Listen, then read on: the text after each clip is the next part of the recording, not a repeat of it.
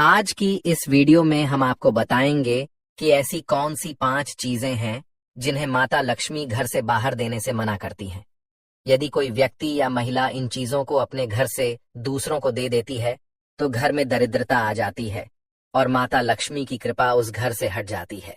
आज हम आपको मां लक्ष्मी की एक प्राचीन कथा के माध्यम से बताएंगे कि यह 5 चीजें कौन सी हैं जिनके बाहर जाने से भयंकर गरीबी का सामना करना पड़ सकता है।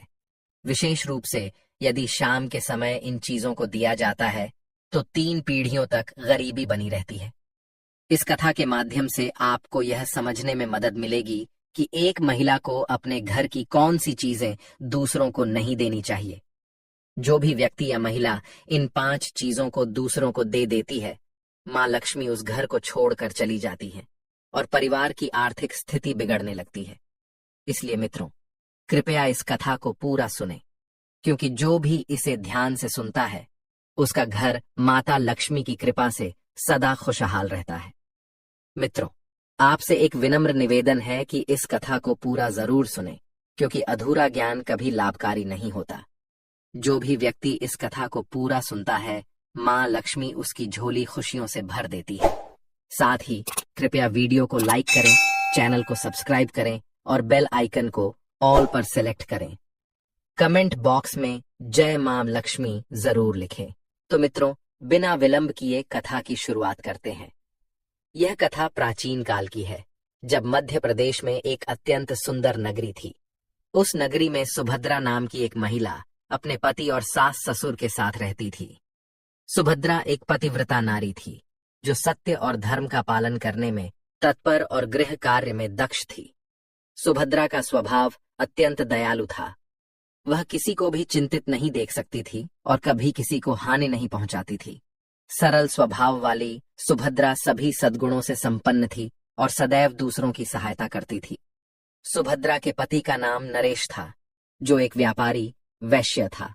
उसकी अनाज की एक दुकान थी, जहां वह लोगों की जरूरत की चीजें बेचता था और उन्हीं पैसों से अपने घर का खर्च चलाता था।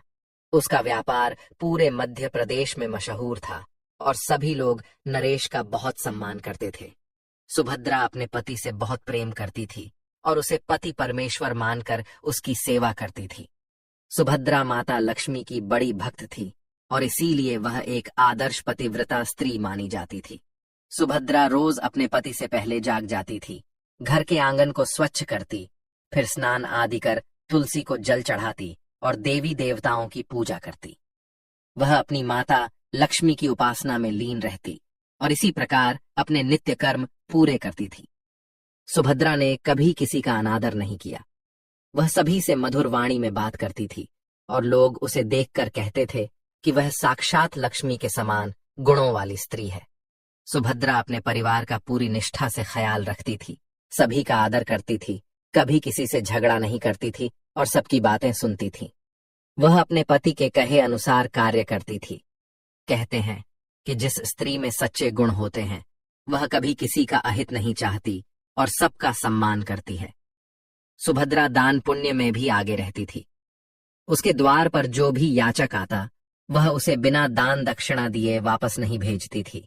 उसके दरवाजे से कोई भी खाली हाथ नहीं लौटता था। जो भी भूखा आता वह उसे भरपेट भोजन करवाकर ही विदा करती थी। सुभद्रा के द्वार पर आए हुए सभी याचक अत्यंत प्रसन्न होकर उसे आशीर्वाद देकर ही जाते थे।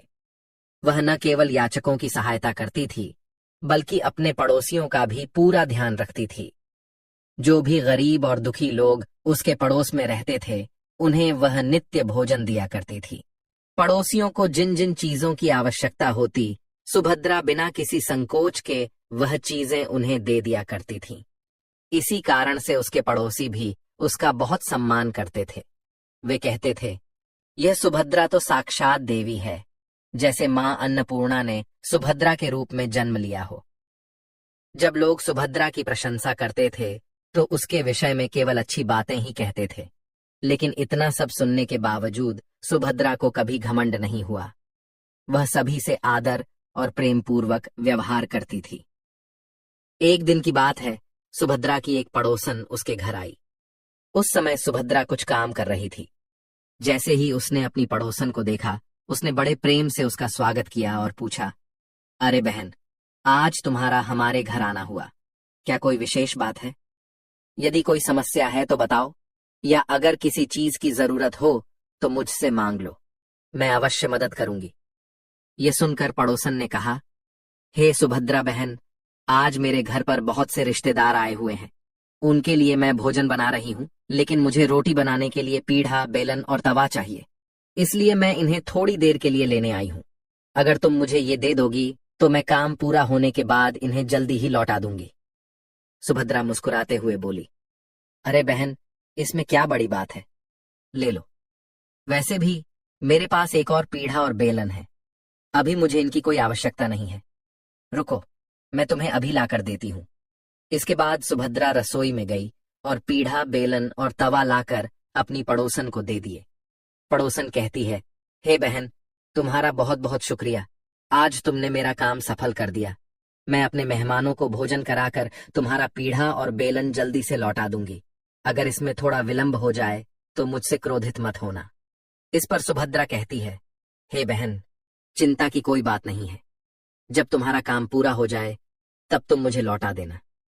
सुभद्रा की इतनी बात सुनने के बाद पड़ोसन सुभद्रा का पीढ़ा, बेलन और तवा लेकर अपने घर चली जाती है। कुछ समय बाद एक अन्य स्त्री सुभद्रा के घर आती है। सुभद्रा उसका भी प्रेम पूर्वक स्वागत करती है और कहती है, पधारो बहन, पधारो। आज तुम्हें मुझसे कौन सा काम आन पड़ा है? ऐसे तो आप कभी हमारे घर नहीं आती हैं। जरूर कोई बात होगी। संकोच मत करो और निसंकोच बताओ कि तुम्हें क्या चाहिए। मैं तुम्हारी मदद अवश्य करूंगी। तब वह स्त्री कहती है, अरे बहन, मेरे घर में बहुत गंदगी हो गई है और मुझे साफ सफाई करनी है, पर मेरे पास झाड़ू नहीं है और मेरे पास इतने पैसे भी नहीं है कि झाड़ू खरीद सकूं। इसलिए मैं तुम्हारे पास झाड़ू मांगने आई हूं। यदि तुम्हें कोई समस्या न हो तो कृपा करके मुझे अपने घर की झाड़ू दे दो। मैं अपना घर साफ करके तुम्हें झाड़ू लौटा दूंगी। सुभद्रा बिना सोचे ही कहती है, अरे बहन, इसमें क्या समस्या हो सकती है? ये तो बस एक झाड़ू ही है। तुम चिंता मत करो, मैं अभी तुम्हें अपने घर की झाड़ू लाकर देती हूँ। इतना कहकर सुभद्रा घर के अंदर जाती है, झाड़ू लाती है और उसे दे देती है। वह स्त्री सुभद्रा के घर की झाड़ू लेकर चली जाती है। फिर कुछ दिनों बाद एक और स्त्री सुभद्रा के घर पर आती है। सुभद्रा उस पड़ोसन का बड़े प्रेम से स्वागत करती है और कहती है, अरे पधारो बहन, क्या बात है? आज मेरे घर पर आपका किस कारण से आना हुआ है? तुम्हें जो कुछ भी चाहिए निसंकोच होकर कहो, मैं तुम्हारी सहायता करने का प्रयास अवश्य करूंगी। तब वह स्त्री कहती है, अरे शुभदा बहन, सुना है तुम बड़ी दयालु हो। गांव का हर व्यक्ति तुम्हारे बारे में बात करता है। मैंने भी सुना है कि तुम सभी की मदद करती रहती हो, इसलिए मैं एक छोटी सी मदद मांगने के लिए आई हूं। सुभद्रा कहती है, प्यारी बहन, तनिक भी संकोच मत करो।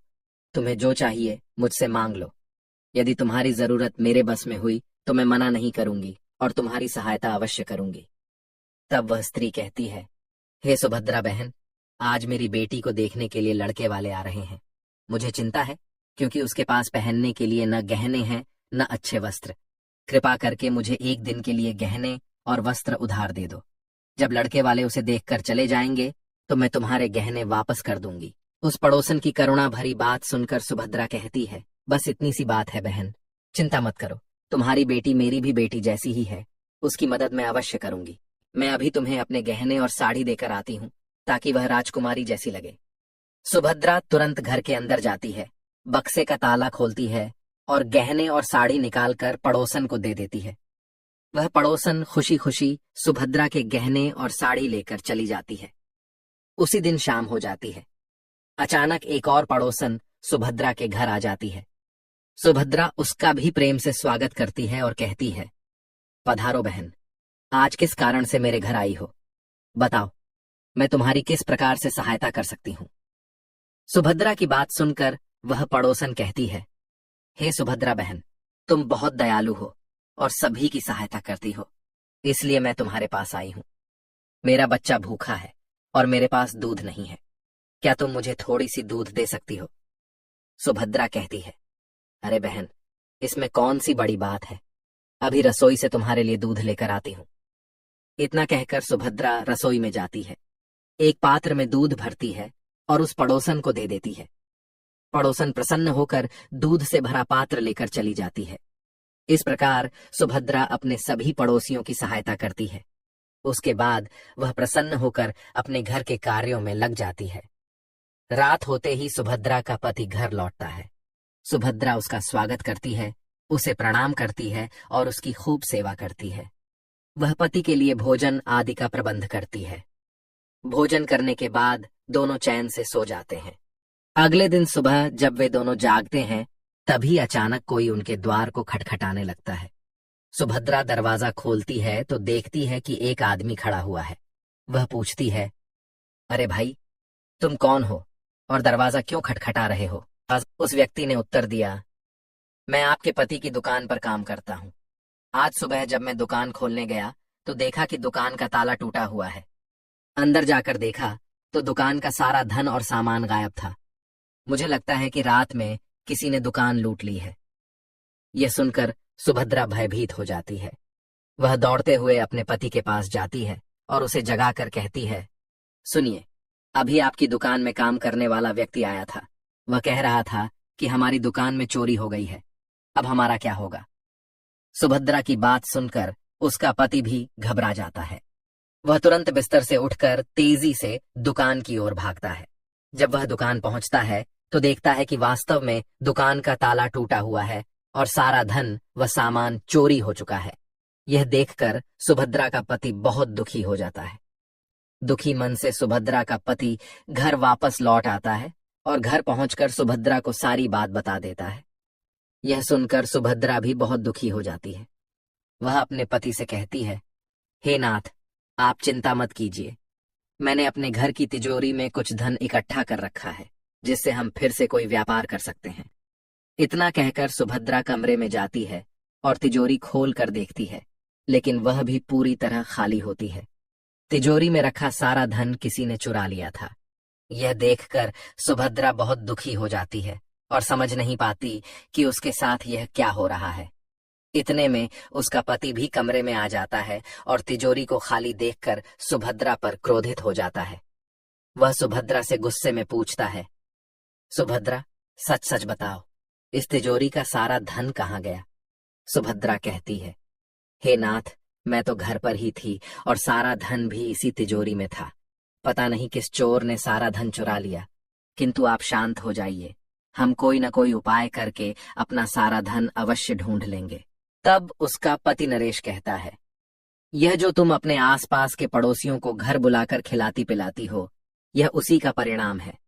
मुझे लगता है कि हमारा धन इन्हीं में से किसी ने चुराया है। गुस्से में आकर नरेश सुभद्रा को बहुत बुरा भला कहने लगता है।